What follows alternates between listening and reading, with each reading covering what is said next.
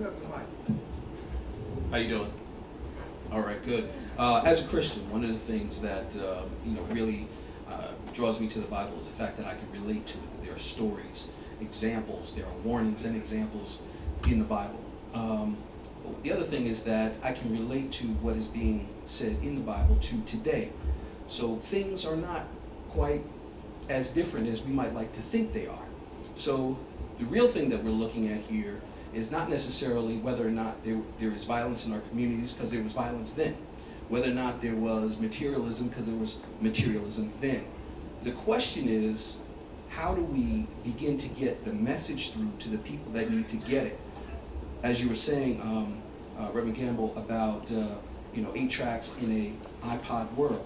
If people are texting, spending a lot of time texting, how do we get the educational message to them, get them to understand that education is important? See, I think part of the problem is that we're probably a little bit farther behind than we really think. Okay, we're talking about a message that probably was for 20 years ago instead of the one that we need to have for today. That's just my thought. Because if kids are spending time texting, we need to be in those same types of mediums, being able to just have these discussions with them. One of the things that I do, just as an aside, my goddaughters and godchildren, younger kids in the family, whenever I see them texting, I always make sure that I watch what they're doing, but more importantly, I'm watching the language they're using. Are they using, the short form of, all these words? No. I want you to spell everything out. Now, I may not like what you say, but I want you to spell it all out, because I don't want you to go to class and think that that's the way that you spell these words.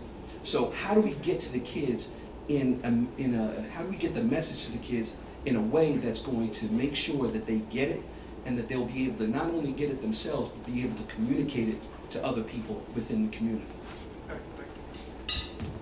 Who wants to try that? All right, Janine. Grandparents are going to take this. I know you'll be right there. Pull it closer to you, Janine. Yes, swing arms here, Richard. First of all, I do agree with you that we do have to respect and utilize the modes where the young people are. And they are communicating through technology. But I think that we should, as adults, at least control the process of it. Now, I would suggest that we utilize the same thing the president did in winning this last election in 2008. He went to the people through social media. But when he got them to the place, whether it was a rally, a meeting, wherever they congregated, there was a message there that was something they could understand. Yeah. I think that with my involvement in social media, and I use it a lot, but I don't think that social media should be the only mode of communication. I think that is very dangerous if the only way we are going to communicate with people is through the media. Every once in a while, folks have got to convene. This morning's program could have been effective through a webinar. It could have been very effective with us in our pajamas with a cup of tea at home watching this, and we could listen to the panelists and say, that was good. There's something about the dynamic of convening together that takes it to another level.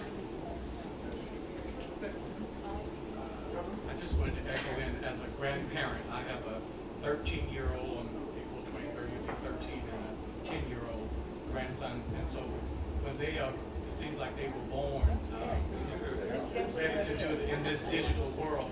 But what I've elected to do in responding to your question is to meet them where they are and seize the opportunity to apply some structured creativity. And two items specifically.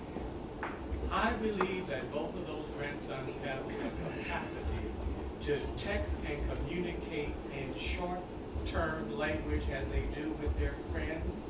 And I also believe they have the capacity to deliver to me an essay for school, for which I'm going to edit and cross-examine them as to what is your thesis statement here in this first paragraph. So they have the capacity to do both. And therefore, what I'm holding them to is that when you communicate with your friends, you know, that's fine if you're going to use that form. But when you communicate in this essay or this teacher that you're expecting an A, we have to do it this way. All right? And you have asked me to help you, so I'm going to give you the best advice I can. And by the way, I'm going to say to them the same thing I'm saying to you. I believe you can do it both ways.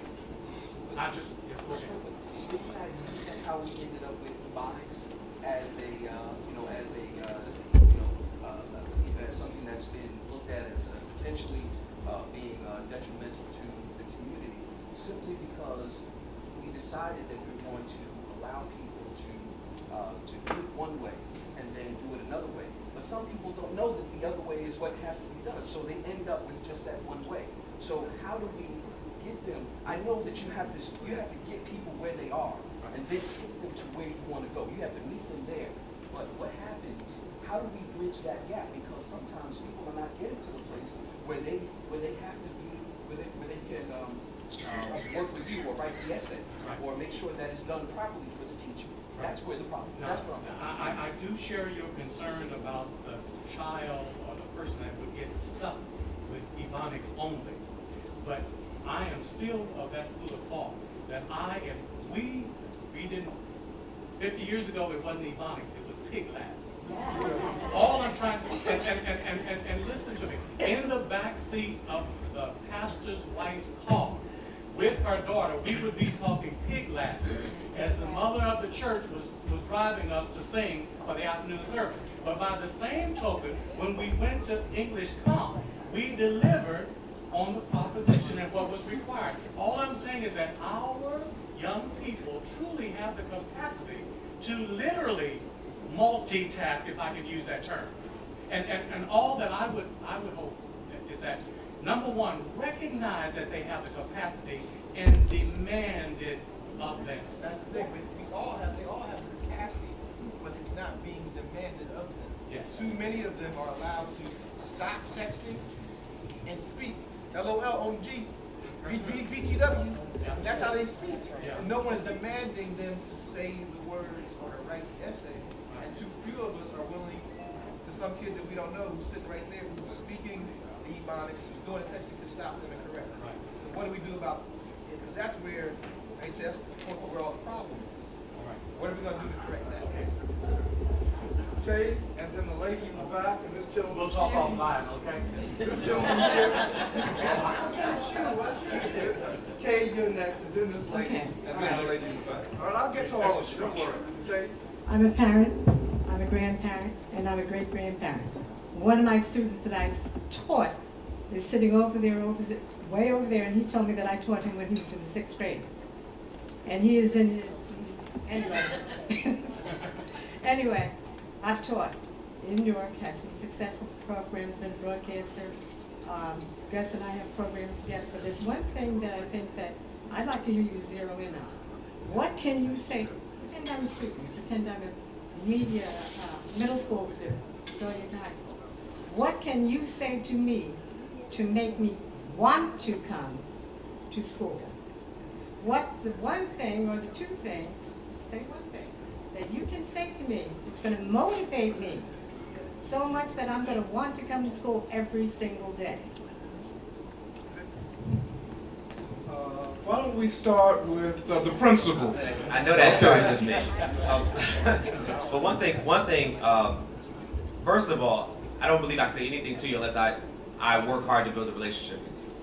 And my whole goal with my kids is to try to have a relationship with every single one of them so that they know their principal is not just the man that sits in the office, but I actually value them. What can you say to me? What I'm saying is I have to do that first, and I have to do that individually, which means I have to get to know you.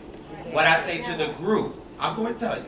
Number one, I tell my group, I tell my kids that first of all, I believe that you are the best students in the world. I don't believe that there are any students in any other place, Newark, outside of Newark, wherever, who are better than you.